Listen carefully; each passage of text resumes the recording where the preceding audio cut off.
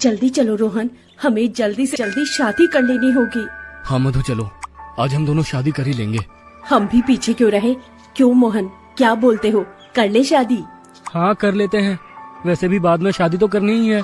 उन चारों ने भागकर गांव के मंदिर में शादी कर ली।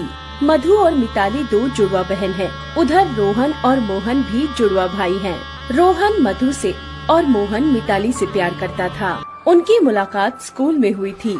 रोहन और मोहन पड़ोस के ही गांव रहता था और आज उन चारों ने ही गांव के मंदिर में शादी कर ली। हमारी शादी तो हो गई, लेकिन अब घर में कैसे बताएं? अभी घर में नहीं बता सकते मधु, पापा हम दोनों को मार डालेंगे। हाँ मिताली, अभी कुछ दिनों के लिए रुक जाओ। उस खड़ूस बुढ़े की चंगुल से निकलकर हम चारों अलग जिंदगी जिएंगे। तुम्हारे पिता बहुत अत्याचारी है ना? पूछो मत मिताली, बात बात पे हम दोनों को मारते हैं। बस कुछ दिन रुक जाओ, उसके बाद हम दोनों नौकरी ढूंढ के तुम दोनों को तुम्हारे घर से ले आएंगे। रोहन और मोहन अपने घर चले गए और मधु मिताली के साथ अपने घर चली गई। घर आते ही उसने देखा कि उनके पिता हरिहर सर पर हाथ रखकर बैठे हैं। क्या हुआ पिताजी, क्या सोच रहे हो? सोच रहा हूँ बेटी कि मेरे जाने के बाद तुम दोनों का क्या होगा। तेरी माँ तो कब की मर गई। क्यों, आप कहाँ जाओगे? मर जाऊंगा बेटी, मैं भी तेरी माँ के पास चला जाऊंगा। छी, ये सब क्या बोल रहे हो पिताजी, क्यों बोल रहे हो? बेटी आज महाजन आया था।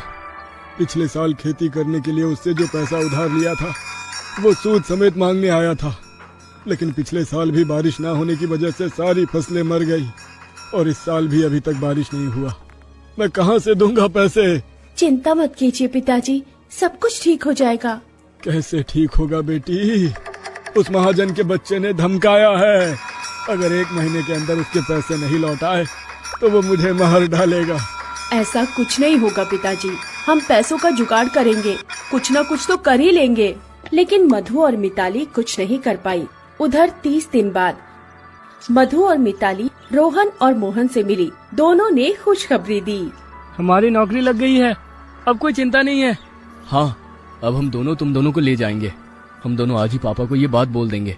अगर उन्होंने मान ली तो बहुत अच्छी बात है, नहीं तो हम चारों कहीं और चले जाएंगे। ये सुनकर मधु और मिताली बहुत खुश हुई और दोनों घर चली गई। उन दोनों को अब साजन के घर जाना था। वो दोनों मन ही मन मुस्कुरा रही थी, लेकिन घर पहुंचते ही दोनों की मुस्कुराहट खत्म हो गई। उन्होंने देखा कि एक अमीर आदमी गाड़ी में बैठकर उनके घर आए हैं और हरिहर उनके सामने हाथ जोड़कर रो रहा है। मुझे